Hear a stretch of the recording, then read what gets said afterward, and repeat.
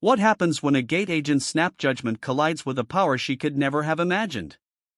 This isn't just a story about a missed flight. It's about the quiet humiliation that so many endure and the thunderous reckoning that follows when one of those silent victims is the daughter of the most powerful man in aviation. Stay tuned, because this story will leave you speechless. We're about to take you to Gate E14 at Atlanta's Hartsfield-Jackson Airport, where a simple request to board a plane spirals into a career-ending multi-million-dollar catastrophe. You'll witness the moment a dismissive smirk turns to sheer panic, and learn how one father's quiet fury completely dismantled a corporate culture of bias, proving that karma doesn't always fly, coach. The air in Hartsfield-Jackson Atlanta International Airport was a familiar symphony of chaos.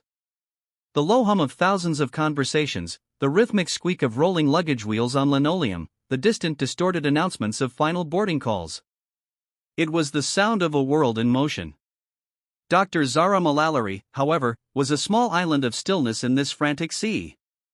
At 27, she had just spent the last 5 years of her life in the quiet, sterile confines of a molecular biology lab, culminating in a doctoral degree that felt heavier in her mind than the diploma did in her luggage. This trip was her reward, a graduation gift from her parents, a first-class round-trip ticket to London on Global Voyager Airlines. It was an extravagance she would never have purchased for herself, but her parents had insisted. "You've earned the right to turn left when you get on a plane, Z," her father had said, his voice warm with pride. Zara felt a small, guilty thrill just holding the boarding pass on her phone. The bold letters first seemed like a pass to another world. She was dressed for the 10-hour flight in comfortable but chic black joggers, a cashmere hoodie, and pristine white sneakers. Her hair was styled in neat shoulder-length braids. A pair of noise-canceling headphones hung around her neck, a shield against the airport's clamor. She looked like a young woman who valued comfort and style, a portrait of modern success. She arrived at Gate E14 with 45 minutes to spare. The gate area was a microcosm of the airport itself, a mix of anxious families, weary business travelers, and excited tourists. Zara found a seat near the window, watching the ground crew scurry around the colossal Boeing 777. That would be her chariot across the Atlantic. The gate agent, a woman whose name tag read Karen Preston, had a look of perpetual sourness, as if she'd just sipped milk that had turned. She was a woman in her late 40s with a tight blonde bob that looked like a helmet and a sharp probing gaze she used to scan the crowd. She moved with an air of stressed importance, her voice already strained as she made an announcement about checking oversized carry-ons. Zara watched her, a flicker of sympathy stirring.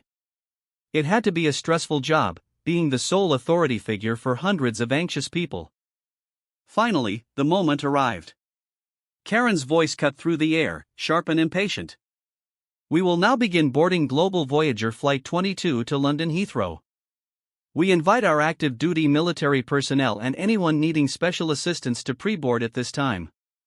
After a brief pause, she continued, "We now invite our first-class passengers to board. First class only at this time." That was her cue.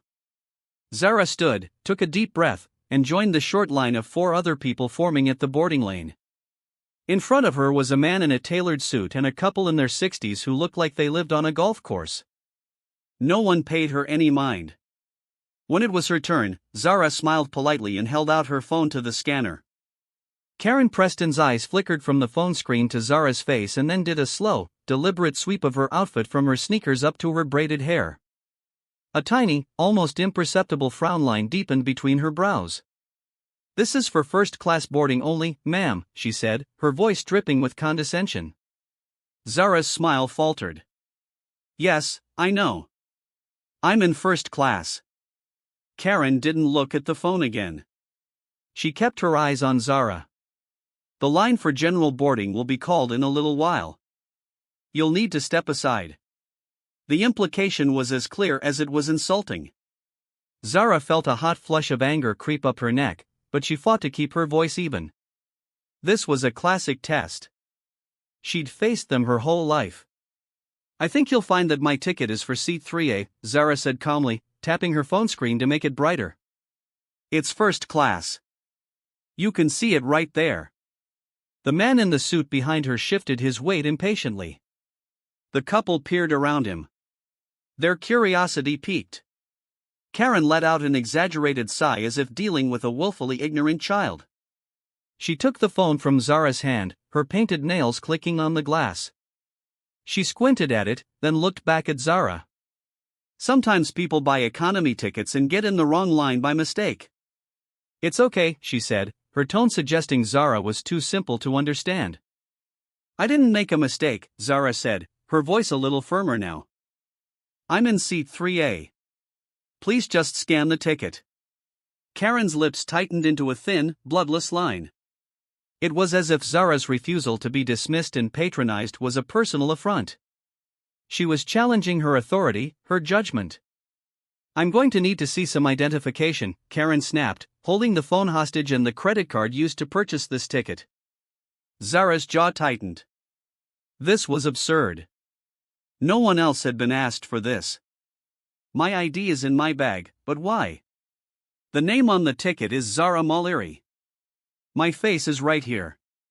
It's valid policy, Karen said. The word a brick wall. We have to be on the lookout for fraudulent tickets, especially for premium seats.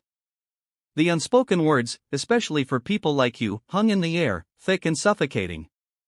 The line behind Zara was growing. The man in the suit muttered something under his breath. The embarrassment was a physical weight. Zara felt dozens of eyes on her, judging, assuming. They saw a young black woman being held up by a gate agent and their minds filled in the blanks with a story she knew all too well. This is ridiculous, Zara said, her composure starting to fray. Can you please just scan the pass or call your supervisor? This was the wrong thing to say. To Karen, calling a supervisor was an admission of defeat. Her face hardened and her eyes took on a flinty, vindictive glint. She was no longer a stressed employee. She was a warrior defending the sanctity of her gate. She pushed Zara's phone back into her hand. Ma'am, I'm telling you, there is an issue with this ticket. It is not scanning properly. She hadn't even tried to scan it again.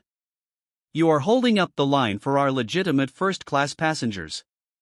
I need you to step over there. She pointed to a desolate spot away from the podium. And we will sort this out after general boarding is complete. If you don't step aside now, I will be forced to call airport security. The threat of security was the final humiliating blow. The accusation was now public. She wasn't just a passenger with a ticket issue. She was a problem, a potential threat. The man in the suit huffed. For God's sake, just move aside. Tears of pure rage and mortification pricked at the back of Zara's eyes, but she refused to let them fall. She looked at Karen's smug, triumphant face. She looked at the impatient, judgmental faces in the line behind her. She felt small, powerless, and utterly incandescent with fury. With as much dignity as she could muster, she gave a stiff nod, turned away from the podium, and walked to the spot Karen had indicated. Her legs felt like lead. The sounds of the airport seemed to fade into a dull roar in her ears. She could feel the stares on her back. She stood there for a moment, her body trembling with a cocktail of adrenaline and shame. She watched as the man in the suit and the older couple breezed through their tickets, scanning without a hitch. Karen Preston shot her a triumphant smirk before turning to the next passenger. But wait, could this humiliation spark a reckoning beyond her wildest dreams? Keep watching to find out how this story explodes. Zara's training as a scientist took over. Emotion was a variable that clouded judgment.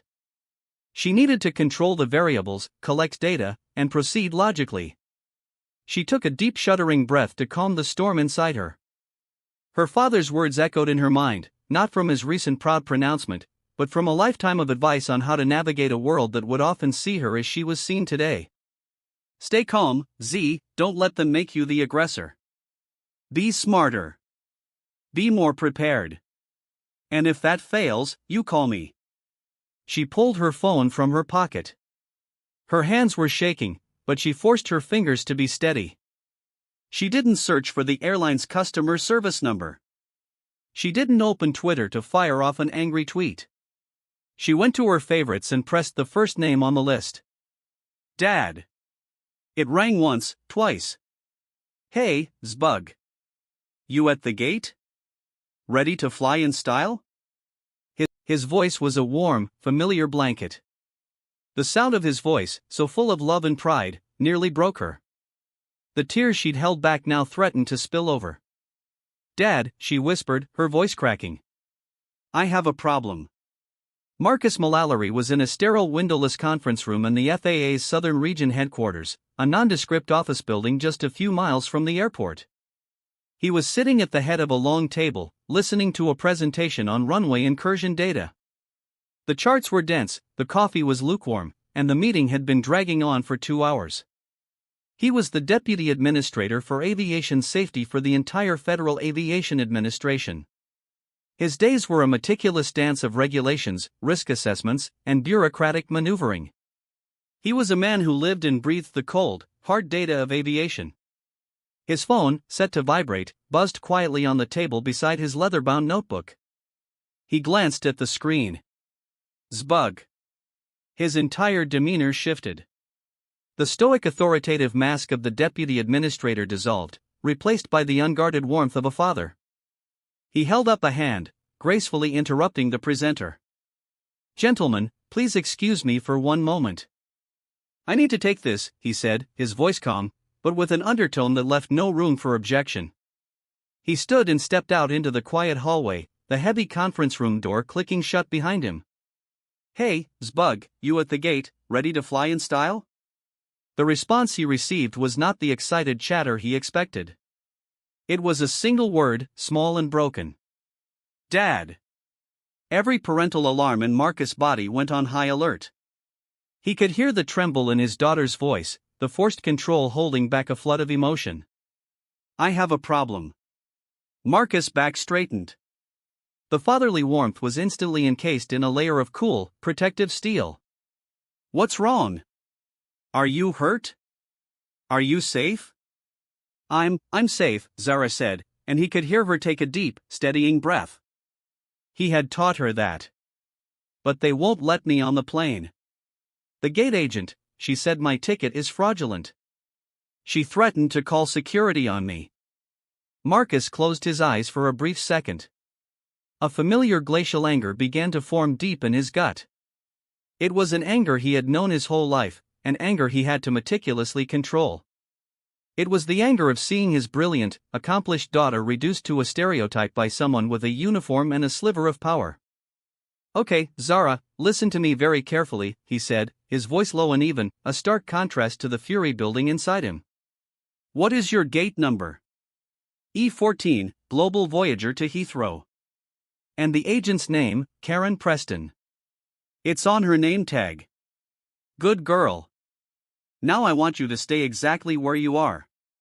Do not engage with her further. If she or anyone else speaks to you, be polite, but say nothing more than 'I am waiting for assistance.' If you feel comfortable, and only if you feel you can do so discreetly, I want you to put your phone on video record. Point it down at your feet, but make sure the microphone can pick up everything. Can you do that?" "Yes, Dad. I'm on my way. I'm about 10 minutes out. Don't worry, Z. We are going to sort this out." He hung up. The hallway felt cold. He took a moment not to calm his anger, but to channel it. Anger was a fuel, but raw it caused explosions. Refined, it powered engines. Marcus was an expert at refining his anger into focused, overwhelming force. He walked back into the conference room. All eyes were on him. "Apologies, gentlemen. Something has come up that requires my immediate attention. We'll have to reschedule," he said, his tone leaving no doubt that the meeting was over. He gathered his notebook and phone. As the other men began to collect their own things, murmuring in confusion, Marcus walked over to Jim Anderson, the regional administrator. "Jim, I need a car, and I need you to make a discreet call to the airport authority. I want the unedited CCTV footage from Gate E14 for the last 30 minutes secured. Not reviewed, not edited, secured. Tell them it's for a pending FAA inquiry. Use my name." Jim's eyes widened slightly. "Marcus, what's going on?" "A personnel issue that is rapidly becoming a regulatory one," Marcus said cryptically. I'll handle it. Just get me the car and secure that footage. Within minutes, he was in the back of a black sedan, speeding towards Hartsfield-Jackson. He didn't use a siren. He didn't want to arrive like a cavalry charge. That wasn't his style. He preferred the quiet, undeniable weight of his presence. During the ride, he changed his mental state. He wasn't Dad anymore. Dad was angry, hurt, and wanted to yell. That wasn't who Zara needed right now. She needed the deputy administrator. She needed the calm, methodical, and unassailable authority figure he became when he walked into a room full of airline executives after a major incident. He smoothed down his tie and straightened the jacket of his perfectly tailored suit. He looked every inch the powerful government official he was. When the car pulled up to the terminal, he bypassed the usual chaos, using his credentials to get through a side entrance and an employee security line. He walked through the terminal with a purposeful stride, his eyes fixed, his expression a mask of professional neutrality. As he approached Gate E14, he saw the scene exactly as Zara had described it. General boarding was in full swing, a long snaking line of passengers shuffling forward. And off to the side, standing alone like a pariah, was his daughter. Her head was held high, but he could see the tension in her shoulders, the rigid set of her jaw. She was holding her phone just as he'd asked. His eyes then shifted to the boarding podium. There was Karen Preston basking in her domain. She was scanning tickets with a perfunctory air, occasionally barking at someone to straighten their bag in the sizer. Marcus felt that glacial anger churn again, but his face remained impassive. He did not go to his daughter first. That would be the move of a father. He was here in this moment as an official. He walked directly to the boarding podium, stepping into the small gap between the scanner and the passenger line, forcing the entire operation to a halt. Karen looked up, her face instantly creasing with annoyance. "Sir, the line is over there. You'll have to wait your turn." Marcus looked at her, his gaze level and unervingly calm. "I'm not here to board. I'm here to inquire about a passenger, Miss Zara Mullery." Karen's eyes flickered over to Zara, then back to Marcus. A smirk of understanding crossed her face. "Ah, you must be her father. Look, I'm sorry, but your daughter was causing a disruption. There's an issue with her ticket, and she refused to cooperate. She was lying and she was doing it with the casual ease of someone who had done it before and never been challenged. This was no longer just about bias. This was about a deliberate, malicious falsehood." Marcus' voice dropped, becoming quieter, yet somehow more resonant. It cut through the noise of the gate area. "A disruption? Could you please describe the nature of this alleged disruption?" She was belligerent, Karen said, warming to her story. She clearly thought Marcus was just another angry parent she could stonewall and dismiss. She raised her voice, refused to follow instructions. "I had to ask her to step aside for the safety and comfort of our other passengers." Marcus let the lie hang in the air for a beat. He gave a slow, deliberate nod. "I see. And the issue with her ticket? What was the specific irregularity you found in the system when you scanned it?" Karen's eyes darted for a moment. She was a poor liar when faced with specific questions. The scanner couldn't read it. "It's likely a counterfeit. It happens. You know, people try to scam their way into first class." "So, to be clear," Marcus continued, his voice still unervingly serene, "you are officially stating that Dr. Mullery was belligerent and that her ticket purchased legally through your airline's website is fraudulent. Is that your definitive position?" The use of Dr. Mullery caused a brief flicker of uncertainty in Karen's eyes, but she quickly snuffed it out. Her arrogance was her armor.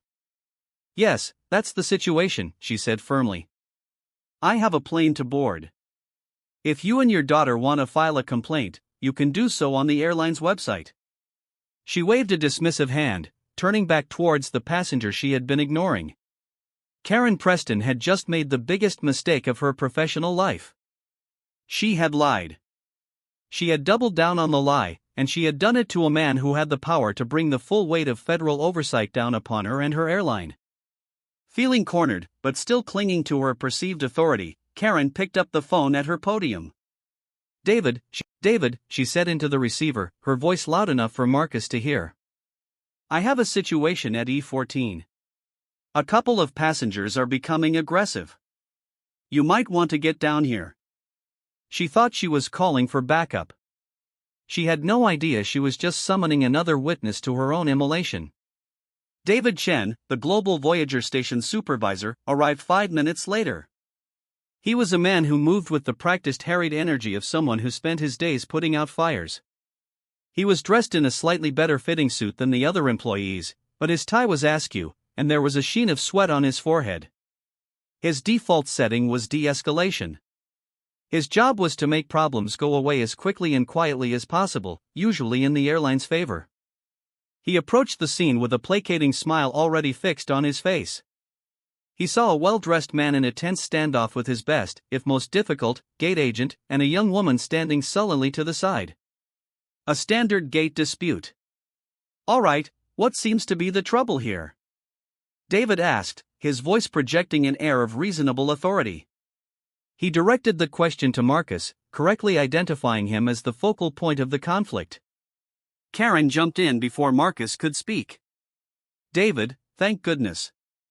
This man's daughter tried to board with a fake first-class ticket. When I told her to step aside, she became belligerent, and now he's here making a scene and holding up my boarding process. David nodded, absorbing his employee's version of events. It was cleaner to back his staff. Sir, he said, turning to Marcus. I understand you're upset, but we have a flight that needs to depart on time. If there's an issue with a ticket, we can certainly look into it at the customer service center after the flight has left. Marcus listened to all of this with a preternatural calm. He let both Karen and David state their positions clearly. He let them build and reinforce the official narrative. The narrative that was a complete fabrication. When they were finished, he spoke. His voice was still quiet, but it commanded the space. My name is Marcus Mullally. This is my daughter, Dr. Zara Mullally. She is the holder of a valid, fully paid first-class ticket for C3A on this flight. She was not belligerent. She was, however, denied boarding, publicly humiliated, and falsely accused of fraud by your employee, Miss Preston.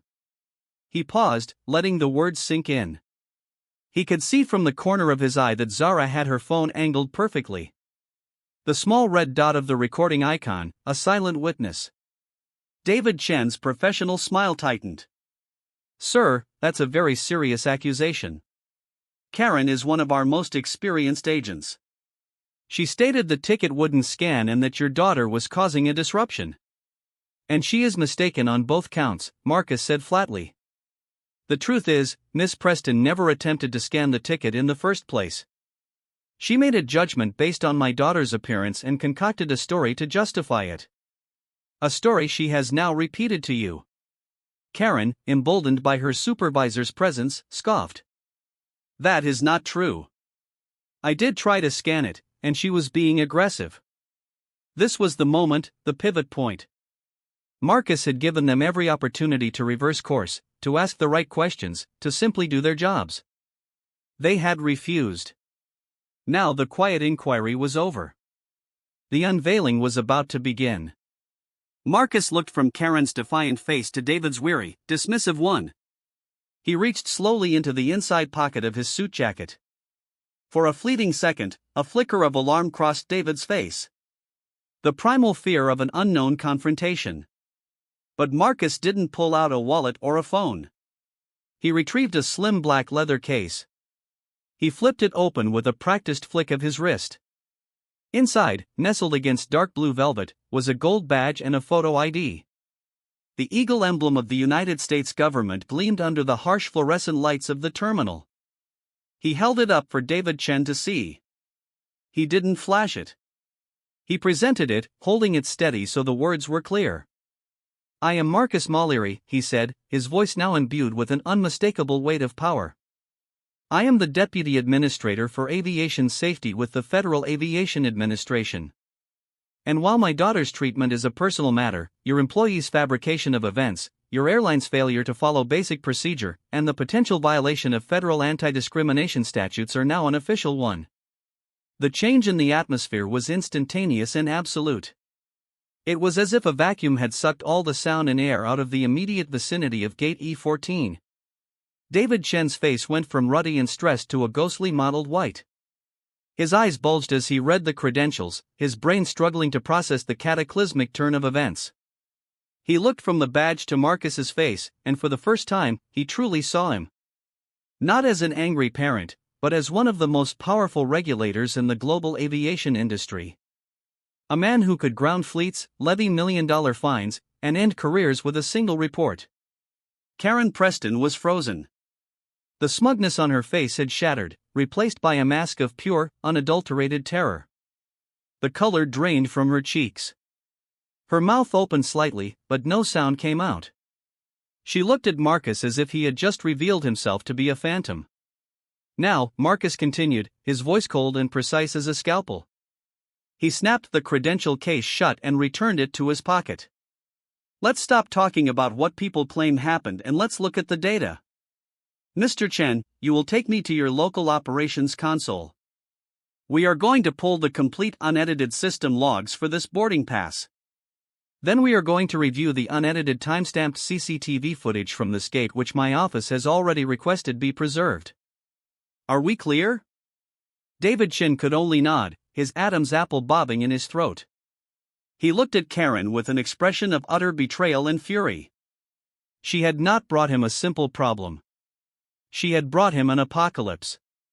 And Miss Preston, Marcus said, turning his piercing gaze on her. You will not scan another ticket. You will not speak to another passenger. You will not touch any system.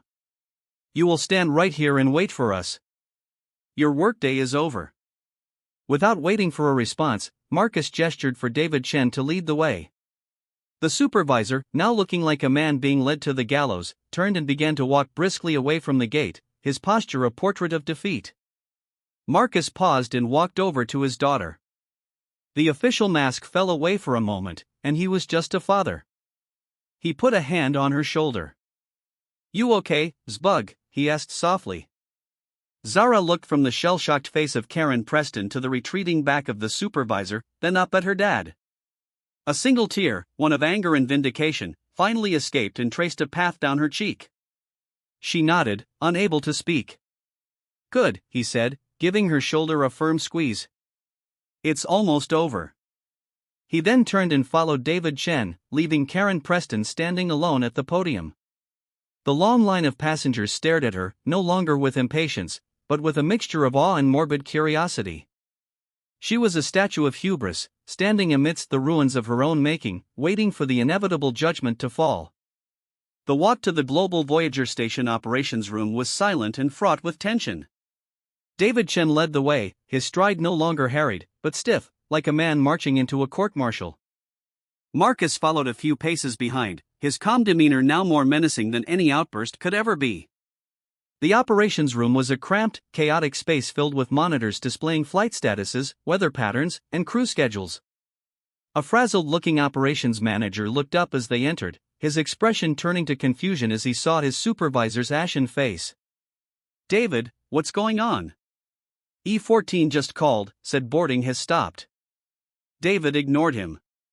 He went to a terminal and his hands, which were visibly trembling, flew across the keyboard. He was a man desperately searching for an exit from a burning building. Perhaps the ticket really was flawed. Perhaps there was a system glitch, a forgotten note, anything he could use to mitigate the disaster. Passenger name Mallory, Zara, he mumbled, typing. The record flashed onto the screen instantly. Marcus stepped closer to read it over David's shoulder. The last line was the final nail in the coffin. The ticket hadn't been purchased by Zara or her parents directly.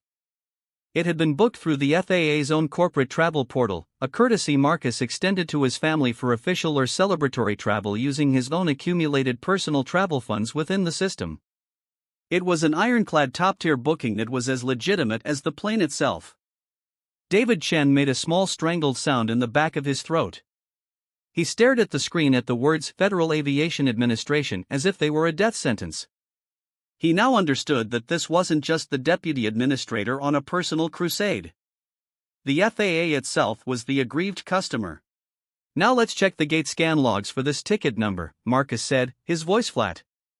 David's fingers, now clumsy with dread, typed in another series of commands. The log appeared. There were successful scan entries for every other first-class passenger. For Zara Mallory's ticket number, there was nothing. No scan attempt, no rejection error, no activity whatsoever. It was digital proof that Karen Preston's primary claim that the ticket had failed to scan was a complete and utter fabrication. So, Marcus said, the single word hanging in the air like a judge's gavel. No scan attempt, no system error, just a denial. Now, let's see the video. The operations manager, who had been watching this unfold with growing horror, quickly pulled up the CCTV feed for gate E14. They rewound it to the point where Zara approached the podium. The silent video was damning. It showed Zara smiling politely. It showed Karen's dismissive wave. It showed Zara speaking calmly, gesturing to her phone. It showed Karen's increasingly agitated state and Zara's steadfast but in no way belligerent posture. It showed Karen making the final dismissive gesture and Zara walking away, her shoulders slumped in humiliation. There was no disruption. There was no aggression. There was only a quiet, brutal exercise of undeserved power. The video confirmed everything. It exposed every lie. David Chen leaned back in his chair, a broken man. I am so sorry, Mr. Mallory. This is inexcusable. Yes, it is, Marcus replied coolly. Get your airline station manager down here now. While David made the panicked call, Marcus stepped out of the room and dialed his own number. Jim, it's Marcus. I need you to initiate a formal DOT complaint against Global Voyager Airlines for a potential violation of 14 CFR Part 382, specifically regarding discriminatory practices in passenger processing, and open a corresponding FAA investigation into their customer service training protocols and complaint resolution history, starting with the Atlanta hub. I want a full audit. I want to see every single discrimination complaint filed against this airline for the past 3 years, and I want to see how they were resolved, or as I suspect, how they were dismissed. He was no longer just a father protecting his daughter. He was a regulator who had just witnessed a systemic failure so blatant, so arrogant that it demanded an institutional response. When the station manager, a woman named Linda Riley, rushed in, her face already pale, Marcus laid out the situation in cold, irrefutable detail. He spoke of the lie, the attempted cover-up, the systemic implications. Miss Riley, he concluded, your airline has a profound problem, and it is now my administration's problem. You will, of course, ensure my daughter is immediately escorted onto that aircraft and receives the service she paid for. But understand this, the consequences for Global Voyager will not end when that plane pushes back from the gate. Linda Riley's apologies were profuse and immediate. Mr. Mallory, I am mortified. Please allow me to personally escort Dr. Mallory to the plane. We will offer her a full refund, a voucher for future travel, an upgrade to our highest medallion status. Marcus held up a hand. That's between you and my daughter. My concern is ensuring this doesn't happen to the next person who doesn't have me on speed dial. He turned and left the operations room. Back at the gate, the scene was one of suspended animation. The remaining passengers were still waiting, sensing the gravity of the drama that had unfolded. Karen Preston was still standing by the podium, now being watched over by another airline employee. Her face was a blank mask of shock. Marcus went straight to Zara. He took her by the arm and guided her towards the jet bridge where Linda Riley was now waiting, her face a rich of pained apology. Dr. Mallory, Linda began. I cannot express how sorry I am for what you just experienced. It was unprofessional, unacceptable, and it will be dealt with in the severest terms. Zara just looked at her, her eyes weary. Thank you. As they walked down the jet bridge, Zara finally turned to her father. Dad, you didn't have to. Yes, Z, he said, his voice softening completely. I did for you and for everyone else. When Zara stepped onto the plane, the atmosphere was different. The lead flight attendant, clearly having been radioed, greeted her with an almost comically wide-eyed, deferential smile. "Welcome aboard, Dr. Mullally. Please let me show you to your seat. Can I get you a pre-departure glass of champagne, some water, anything at all?" As Zara settled into the plush leather of seat 3A, she looked out the window. She saw Karen Preston being quietly escorted away from the gate by Linda Riley and an airport security officer. It wasn't a dramatic arrest, but it was a walk of shame. Her gatekeeper status revoked, her authority evaporated. The plane door closed and the aircraft began to push back. Zara leaned her head against the cool window. The emotions of the last hour washing over her. She felt a profound sense of exhaustion, but also a sliver of something else. A grim, hard-won vindication. The immediate reckoning had been swift and decisive. But as the plane sped down the runway and lifted into the Georgia sky, she had a feeling the true consequences, the hard karma, had only just begun to unfold on the ground below.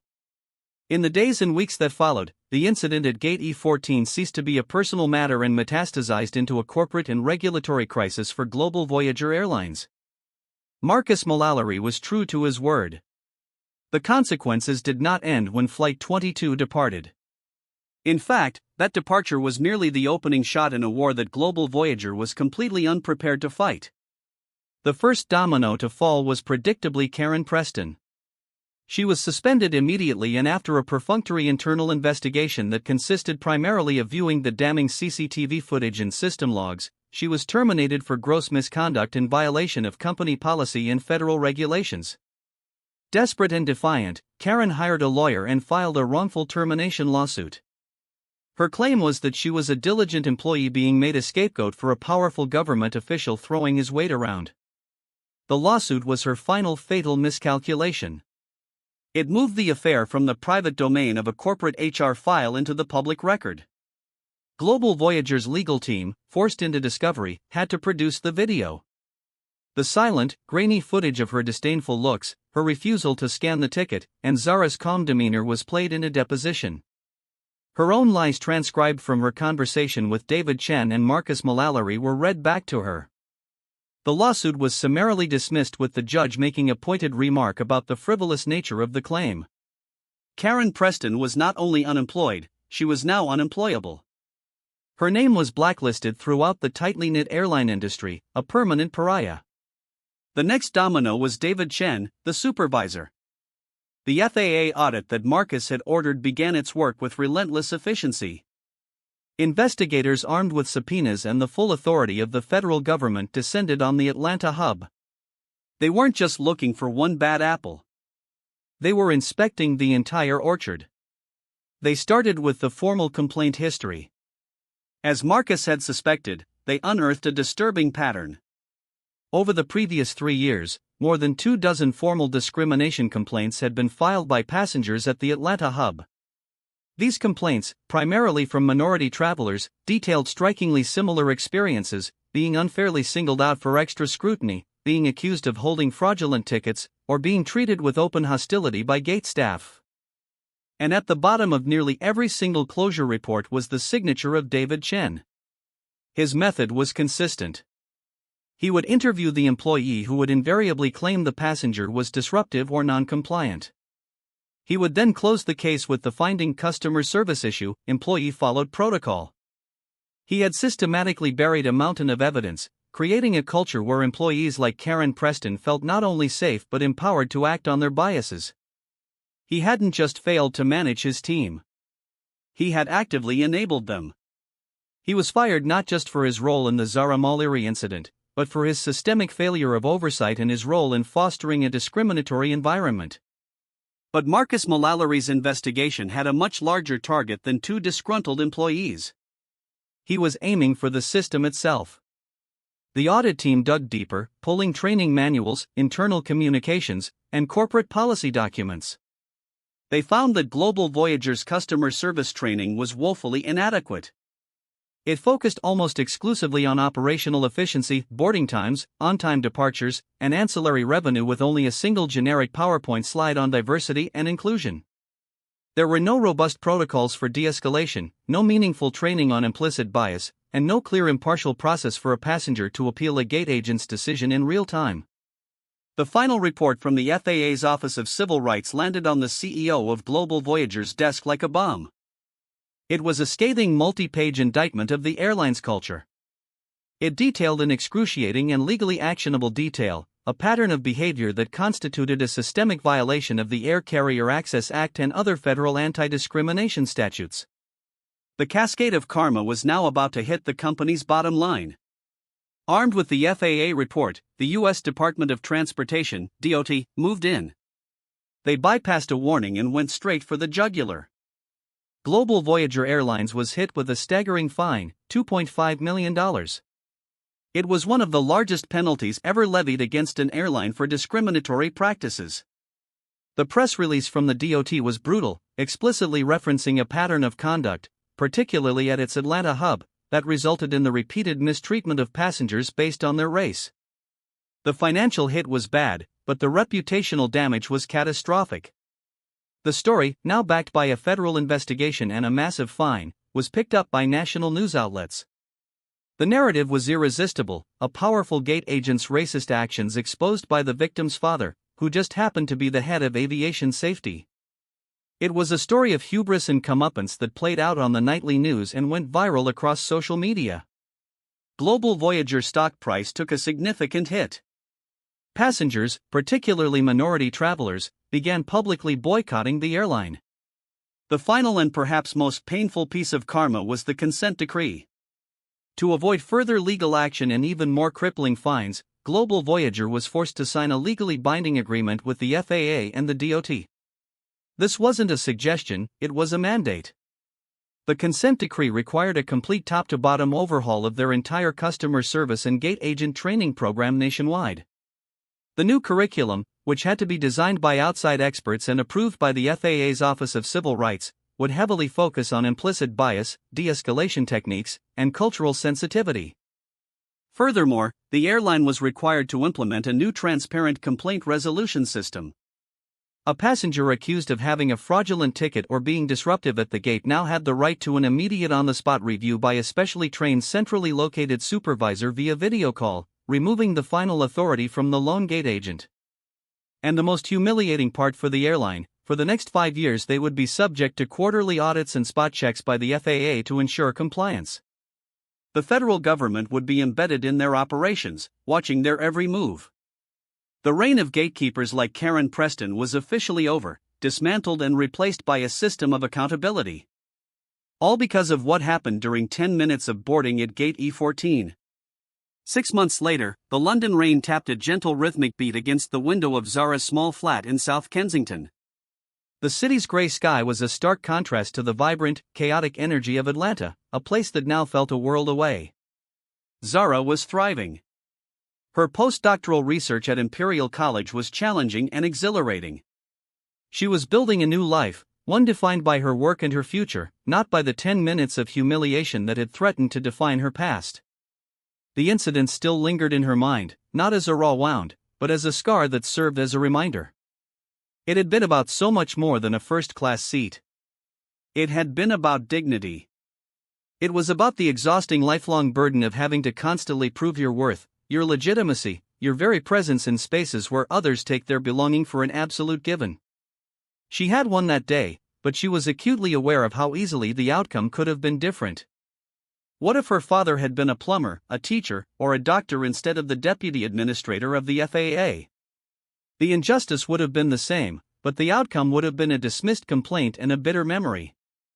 This thought no longer filled her with anger, but with a sober sense of responsibility. Her privilege that day wasn't the expensive seat, but her access to a power that could enforce fairness. She was on a video call with her father, the connection crackling slightly across the Atlantic. Marcus looked tired, but there was a deep-set satisfaction in his eyes that she hadn't seen in a long time. "How's the research, Zbug?" he asked. The familiar pet name a comforting anchor to home. "It's good, Dad. We're making some real progress on the CRISPR delivery system," she said before smiling. "But I have a feeling you didn't call to talk about gene editing." He chuckled, a low, warm rumble. He held up a thick bound document to his screen. The cover was emblazoned with the Global Voyager Airlines logo. The title read, "The Pathway Program, a new standard in customer service and inclusivity training." The final version of their new training manual, he said. Approved by my office this morning.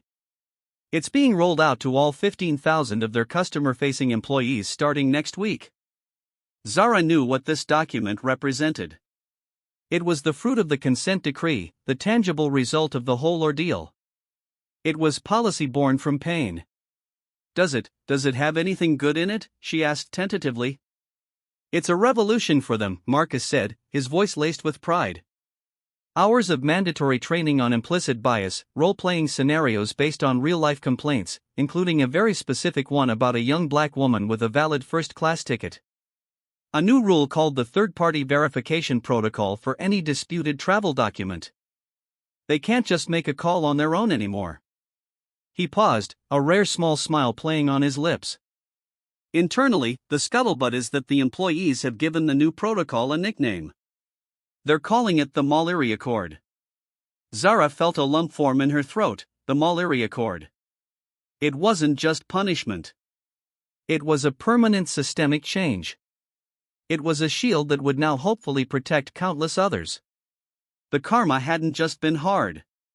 It had been constructive. That's really something, Dad," she said softly. What Karen Preston and David Chin failed to understand, Marcus reflected, looking not at Zara, but at a point beyond his screen, is that the rules of the sky are built on trust. Passengers have to trust the pilots, the mechanics, the air traffic controllers, and airlines must trust their passengers. They broke that trust. Not just with you, they broke it with the public. All we did was hold them accountable to the standards they were supposed to be upholding all along. He finally looked back at her, his expression serious but full of love. "I'm sorry you had to go through that, Zara. No one should ever be made to feel the way you did."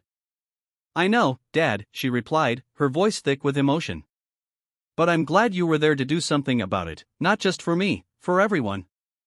After they hung up, Zara looked back out at the London rain. The city lights were beginning to shimmer to life in the twilight. The humiliation of that day at Gate E14 had been a bitter pill, but the outcome was a legacy. A father's love forged into a federal mandate, an act of personal prejudice transformed into a lesson in public accountability. An accord named for her family that would ripple through the aviation industry for years to come, quietly making the skies just a little bit fairer for everyone. And in that, she found a sense of peace that was more comforting than any first-class seat could ever be. That single moment of prejudice at Gate E14 set off a chain reaction that no one could have predicted. It's a powerful reminder that the systems we live in are only as fair as the people who run them. And that true change often requires someone with the power and the will to demand it. This wasn't just about revenge. It was about reform. The Mallory Accord became a quiet legend in the industry, a testament to the fact that accountability can and should have a ripple effect that protects everyone. What did you think of Karen's downfall and the systemic changes that followed? Was the karma deserved? Let us know your thoughts in the comments below. If this story resonated with you, please give this video a thumbs up and share it with someone who needs to hear it. And don't forget to subscribe and hit that notification bell so you won't miss our next story of drama and hard-hitting karma from Dark Stories.